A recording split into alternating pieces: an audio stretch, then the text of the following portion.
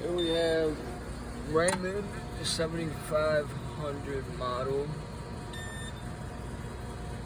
You guys can hear the error code going off. It's code GD. You may or may not be familiar with it.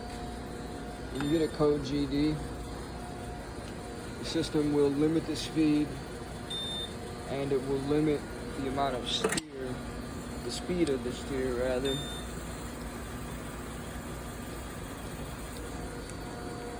I mean, I'm chucking this thing and it's moving inches at a time. Now, if I turn it off, clear the code real quick, just temporarily,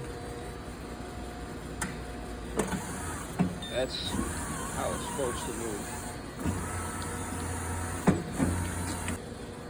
I guess is that even though this sensor is still functioning,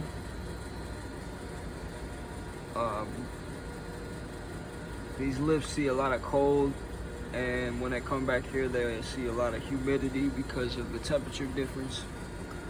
So even though this sensor back here is working, I still believe it's malfunctioning at certain times, because you see it steers just fine right now, but if I get it going, do a couple laps around the shop, it'll fail. So what I did in order to get to that sensor easier is I pulled out the steering motor, and what I'm gonna do is just briefly look over the gears. If you have a chipped gear, that'll be one of the reasons you'll see that code too.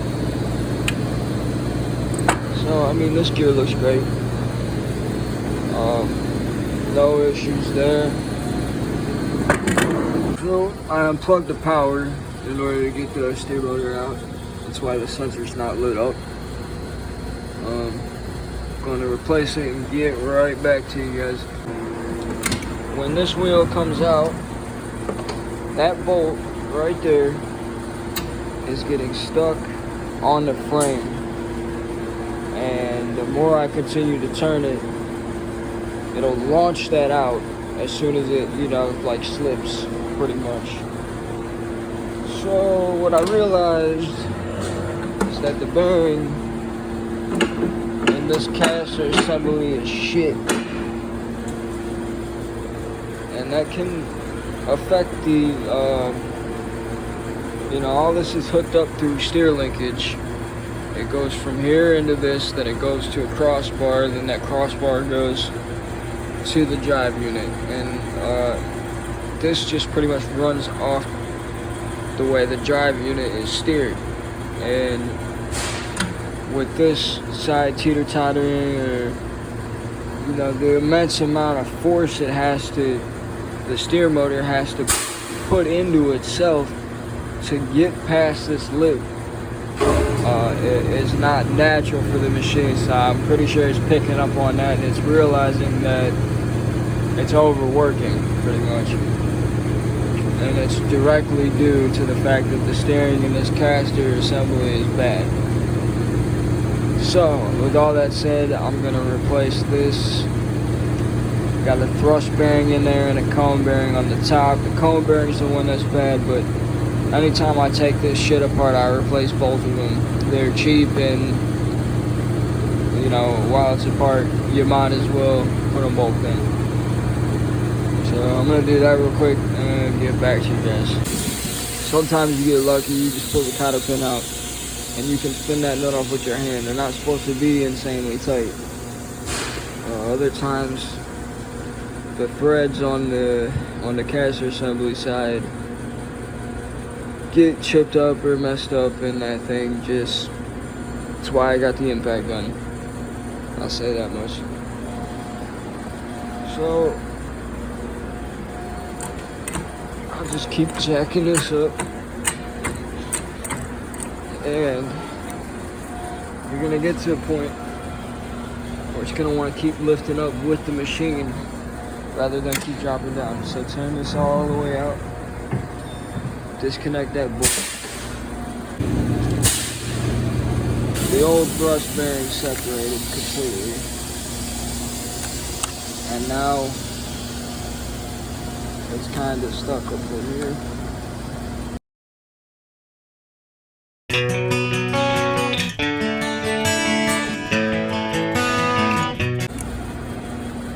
Yep. Oh yeah. We're good.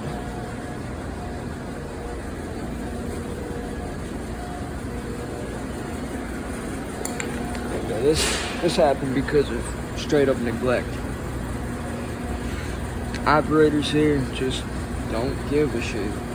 They'll run this shit until the wheels fall off, literally. And it's sad, man. These machines have a lot of potential when they're taken care of.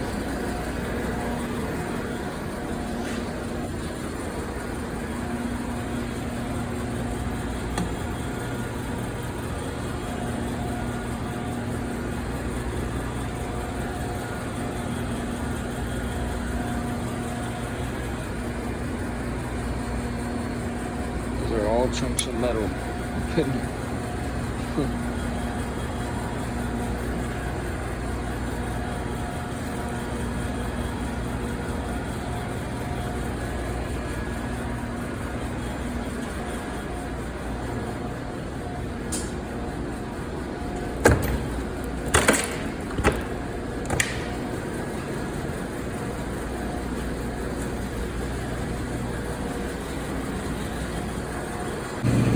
There she is, as fucked up as can be.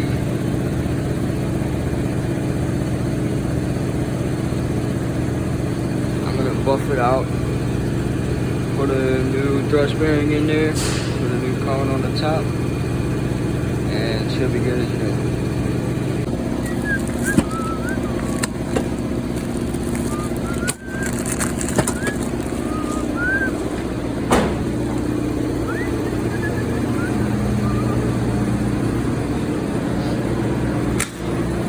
Would have done a better job, but the battery's dead for the angle grinder, so this is just gonna have to do it.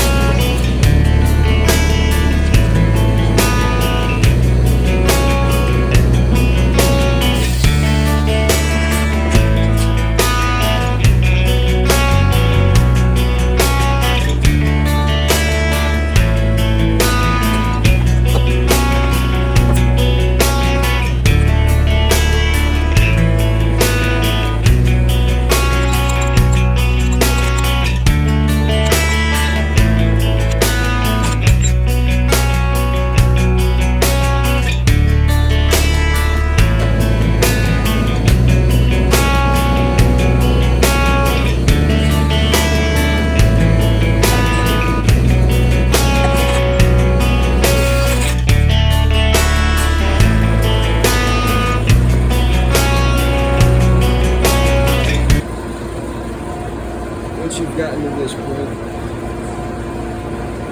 you may or may not want to adjust your springs up. When this thing is fully collapsed and bolted in and all the way it's supposed to be, this right here should be about right here. So you're going to want to adjust your springs to maybe do it.